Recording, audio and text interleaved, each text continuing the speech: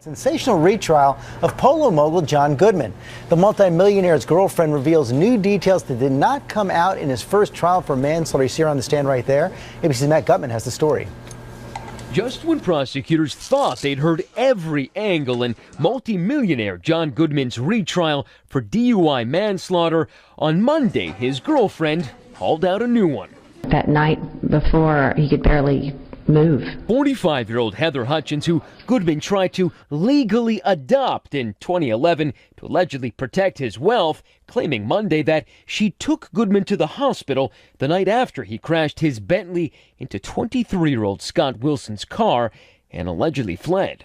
Hutchins, like his defense, claiming Goodman wasn't drunk during that call. My car, I pulled out and, I was at the stop sign and I stopped and pulled out in front. Okay. And I didn't see a car. And where am I? He was disoriented from the crash. Prosecutors skeptical, pressing Hutchins on the name of the hospital she took him to. I'm not positive. And asking why she never mentioned it before in 3 previous sworn statements. That's what I remember. That's what you remember, or is that what happened? That's what I remember today. Hutchins also testifying that Goodman only began drinking after the fatal crash. We were advised not to talk about it. Something she failed to mention in that first sensational trial in which Goodman was sentenced to 16 years, only to have his conviction overturned because of juror misconduct.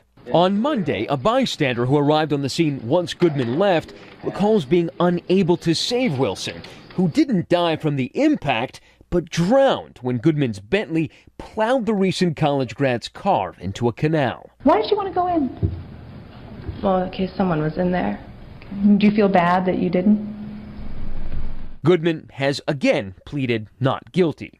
For Good Morning America, Matt Gutman, ABC News, Miami. And ABC's Dan Abrams here with more on this. And you see that testimony. She remembers things now that she didn't remember before. Wait, and there was another trial before. It's not as if we're talking about she was questioned before and maybe it didn't come up. There was a whole trial before where his future was at stake, and she doesn't provide this crucial piece of information. Why is it so crucial? Because that's the heart of his defense. The heart of his defense is he wasn't drunk. He was just so disoriented because of the accident that he really couldn't tell about his surroundings, and that's why he was mumbling, etc. And now she's offering a crucial piece of evidence to back that up that she didn't mention in the first trial. So it's clear the prosecutors are skeptical. What can they do if they think she's lying? If they're convinced she's lying, and they think they can prove she's lying, they could charge her with perjury. You've seen it happen in cases before. Hard to prove, though. It is hard to prove, and I'm not saying that they're going to charge her with that.